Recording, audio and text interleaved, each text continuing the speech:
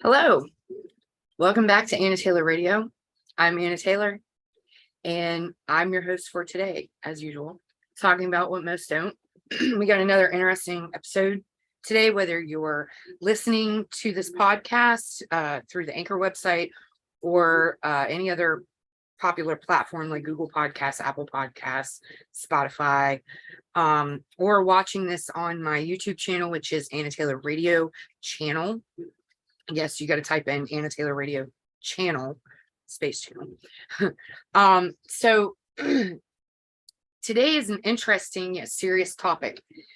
And disclaimer, okay, and I shouldn't even have to say this, honestly. Don't judge me. Do not judge me. And just either agree to disagree or, approach listening or watching this with an open mind, open heart, open soul, especially an open mind though. And this is from my point of view and my own personal experiences. So, regardless of popular belief or despite what, people might disagree with what I have to say, that's okay. Agree to disagree. That's fine. This is from my point of view, my opinions, my beliefs, and my personal experiences. But the topic for today, the episode title is Spirit After Suicide. Okay. What happens to spirit or someone's spirit after they commit suicide? First of all, this is what I'm going to go over in this podcast today is suicide awareness, what to do when someone is suicidal, suicidal thoughts and tendencies, someone's final moments, once spirit has transcended, what happens to their spirit and what can it manifest when they attach to others and how to cross them over. So as far as suicide awareness, okay, if you listen to these episodes, I believe it's after this episode is over, there should be some resources available. So if you or someone you know is suicidal, please reach out for help. There's help out there. Call the suicide hotline, get a pen and paper, write down those resources. Okay. There's people there to listen, and always reach out to someone. If someone's not available, reach out to another person. If they're not available, reach out to another person. Just keep reaching out till you find somebody. If you can't find anybody, call the suicide hotline. It always helps. The first step is to just talk to somebody, because sometimes it's all somebody needs is just to be heard, whether they know you or not. They're there. They care enough to spend their valuable time to sit down at a phone and wait for you to call so they can just hear you out. So, all right, let's get into this. What to do when someone is suicidal? Well, I'll tell you one thing, and this is personal experience. Do not call the cops. The cops make things worse, okay? Unless it is a dire situation. If they are armed with a weapon, and no, they are not armed with a weapon to harm anybody else. The only time that they're a harm to anybody else with a weapon is if anybody tries to intervene, okay? That's the only time they're a harm to anybody. They're trying to harm themselves, okay? Regardless, they're trying to harm themselves. They're trying to take their own life. They're not trying to hurt anybody else. They don't want to hurt anybody else. But if you intervene when they have a weapon, that's when somebody can get hurt, okay? But as far as cops go, unless it's a dire situation, they like you walk in, they got a gun pointed to their head or a knife to their own throat or a knife to whatever weapon, and they got it on themselves and they're about to do it, to keep you from being injured, hurt, or even killed, that would be a time to call 911. All right. Because honestly, and we have to change this, mental health, the stigma behind mental health, the stigma behind suicide and things like that, the way the law handles it is absolutely pathetic, embarrassing, and disgusting. Okay. Cops do not know how to handle these intense suicidal and mental health crisis and situations. They don't. Okay. What they do is they put you in handcuffs like you're a fucking criminal, and then they force you into a mental hospital. They send you to the emergency room first to be evaluated, And then they evaluate you, and they put down the facts. Well, there was a noose around them, or they had a weapon, or they weren't armed, or whatever the case may be. And then they go from there. They evaluate you and then decide if they want to put you, which most times they do. They'll send you to the local or closest mental health facility, and they'll depending on your state laws, which if this ever happens to you, when you get to that facility, the first thing you want to do is ask for your rights and responsibilities, a copy of your rights and responsibilities, and see how long by law they can detain you. Here in Virginia, where I'm at, they can only detain you for up to 72 hours. That's it. 72 hours. That's it.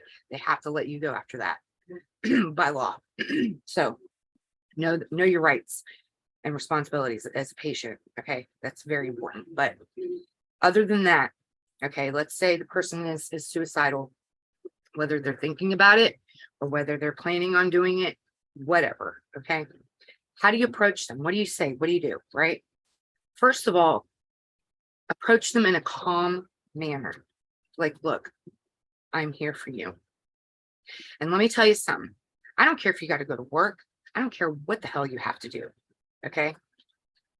If the universe puts you in a situation where it just so happens that there's a person around you, or that is in their moments, in their head, they're suicidal, or they're wanting to attempt it or attempting it. Okay. You need to do something about it. The universe chose you to intervene. Okay. Especially if they're unarmed. And just approach them calmly and be like, just stop what you're doing. Because it only takes really just a few minutes. Okay. It really does. And just take a moment and be like, look, man, look, woman, girl, whatever, I'm here for you. Do you want to talk about it? Do you want a hug? Don't touch them. Do not touch them without asking first. Would you like a hug? Would you like me to get you some tissues? If they start crying, tell them, reassure them. Be like, look, because this is true.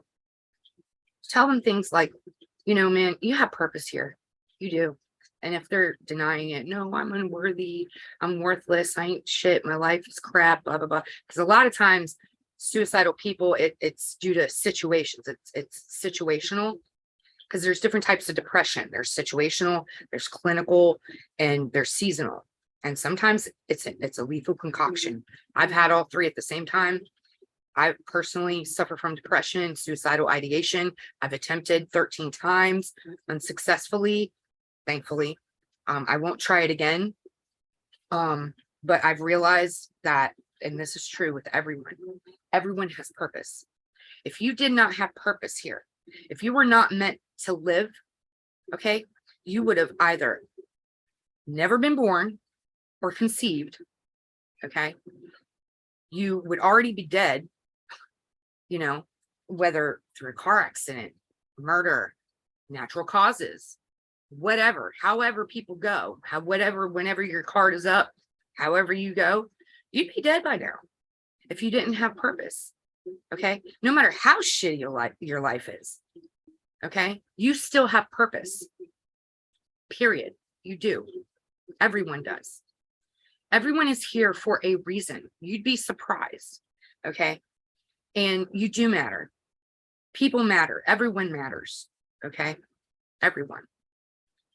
And everyone, well, I say everyone in a generic term, because honestly, in my opinion, low life pieces of shit that like murder people, rape people, hurt children, things like that, those type of people, yeah, they need to stop breathing.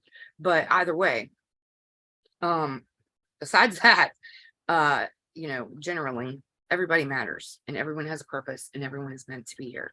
Because if you weren't, like I said, you would have never been born, you would have never been conceived, or you'd be dead already.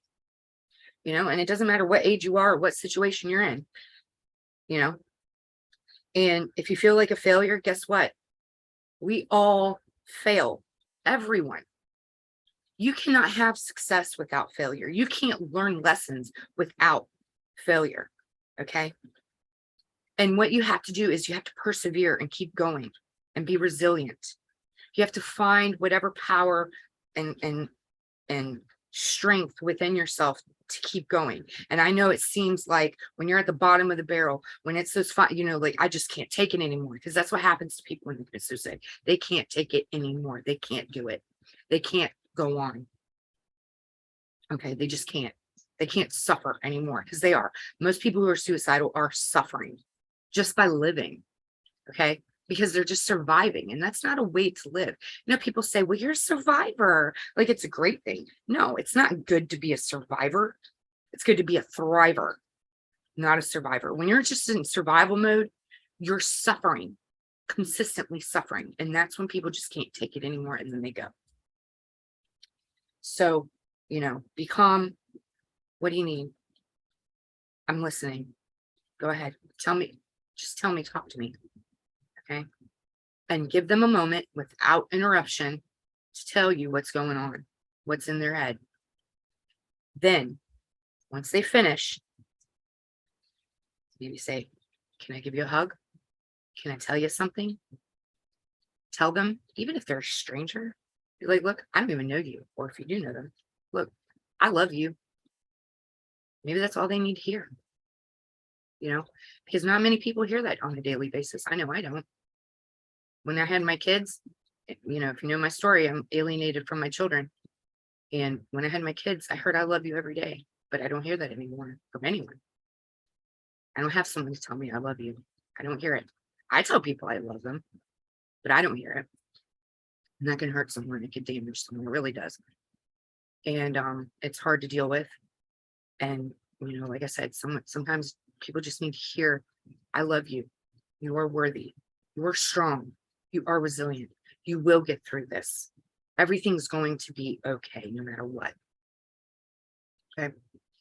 Just reassure them. So that's what you do when someone is suicidal. All right.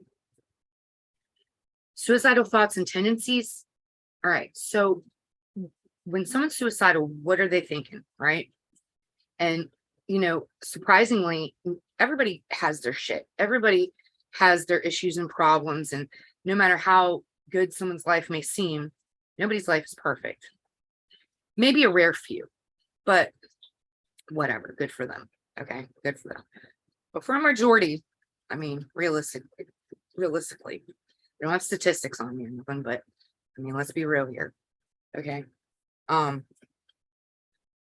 Many suffer. So, for the average person who is mentally healthy, and for those who could never even think about unaliving themselves, or, like how could someone even think of that? What are they thinking?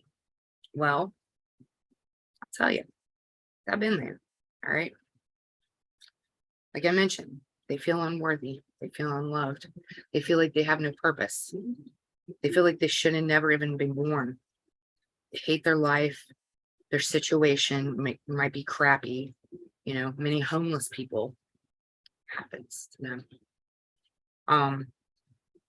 They're suffering. They're hurting. They're depressed. They can't go on. And there's different situations with suicidal people as to what drives them to it. It could be lifelong depression, or a spell or long period of depression, and they just can't take it anymore. Or someone could drive them to it. Many a times I've had assholes, abusive asshole people, including family, straight up tell me, you should go kill yourself. I hope someone kills you. You know what that does to a person? You know how fucked up that is to say to someone? It's absolutely disgusting. If someone ever tells you that, I'm talking to people who are suicidal out there. If you're listening, you're depressed, you have suicidal ideation, which suicidal ideation, by the way, is just thoughts. It's thoughts that are not acted out. Okay. But if you have thoughts, suicidal ideation, for those out there listening, if someone ever tells you that shit, don't allow it in your head. Block it, because it's not and never will be true. Ever. Ever. Do not listen to that bullshit lies. Those are miserable people who are probably suicidal than damn selves. Okay. Who just, misery loves company. They just want to bring you down because they're down and they're bullies. It's bully behavior. Okay. Don't listen to it. All right. Get it out of your head. And don't think for 1 second that nobody loves you. Okay. Even if you're estranged or isolated from any friends or family, or you think you don't have any friends, whatever. Let me tell you something. To each human being, there's at least one person in the whole freaking world, at least one, who cares about you and who loves you and thinks about you. I guarantee it 100%. I'm telling you. And you may not have contact with that person anymore, but I tell you what, they think about you. They do. And let's say hypothetically that there wasn't anybody in this world. Well, there's you. And that is enough. At the very least, it is. Yes, it is. Make it enough. You deserve to live. You deserve to be here on this world, in this earth, just like anybody else. And life is shit sometimes. That's what Thomas Jefferson said in The Pursuit of Happiness. And even in the Bible, it says we are born into a world of sin and evil. Okay. So you got to, do the best you can with what you got. And it's not fair, what some people are born into. Some people are born into a life of poverty. Some people are born into a life of homelessness. Some people are born into a life of abuse or all kinds of crap and unfortunate situations and environments. But make the best of what you got. Do the best you can, And if you got to start over, and let me tell you something, okay? When I say start over, if you're thinking for 1 second, when I said that just a moment ago, you said, well, damn, I already started over. I started over many times. Well, guess what? So have I. And I'm talking from square one. I've climbed the ladder of success, started school, started jobs, was doing good, making money. I had a car, had an apartment, I had stuff. I had, a stable life, just to turn around and lose everything to the very clothes on my body, going back to square one all over again, and had to redo and regain everything so many freaking times in my life. I just turned 40. 40 years of working my ass off to gain what I have, at the very least, just to turn around and keep losing it over and over and over and over. You know how stressful and depressing and aggravating and frustrating that is? It is. It's tiring, but you keep going anyway. Okay. Because let me tell you something, suicide is not the way to go. It's not. It's really not. I used to be pro-suicide, actually.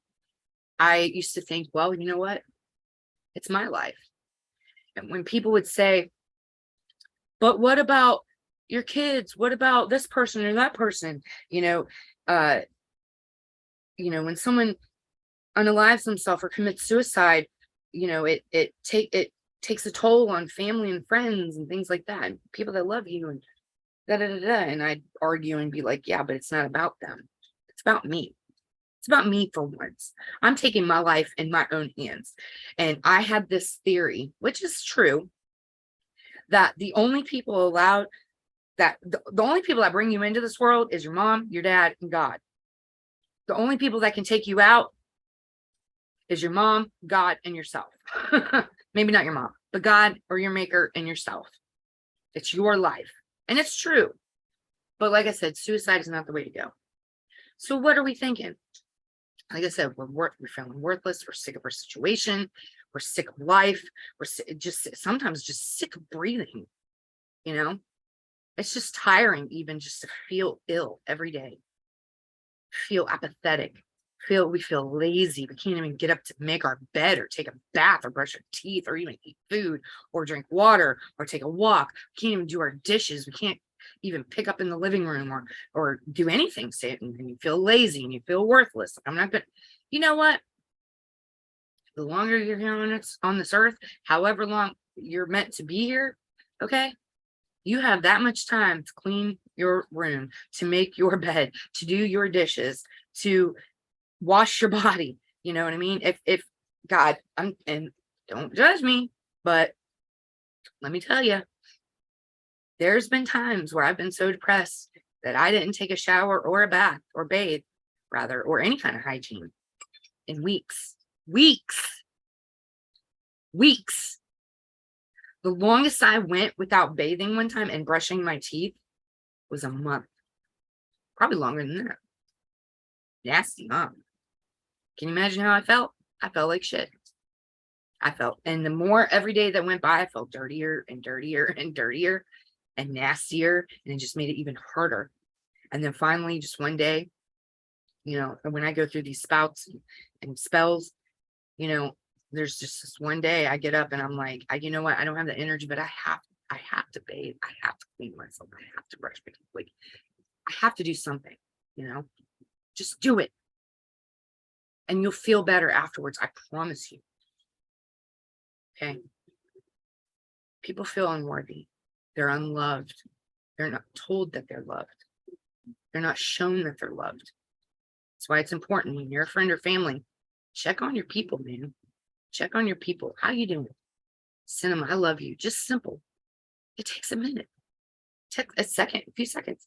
Send them a message. Hey, man, thinking about you. I love you. Hope you're doing all right. Even if they're not doing all right. Just sending a love message like that, or a message of love and thoughtfulness, just being thoughtful, just to take a moment out of your 24-hour freaking day, 7 day a week, 4 weeks a month, 12 months in a year, just to say, hey, how you doing? Miss you. Love you. Hope you're doing all right. That's all you got to do. Check on your people. Always check on your people. Okay? Please like and comment on this video and click the plus sign above to follow Project Storm here on TikTok. Project Storm is support, advocacy, activism, and action. Thanks for all your support.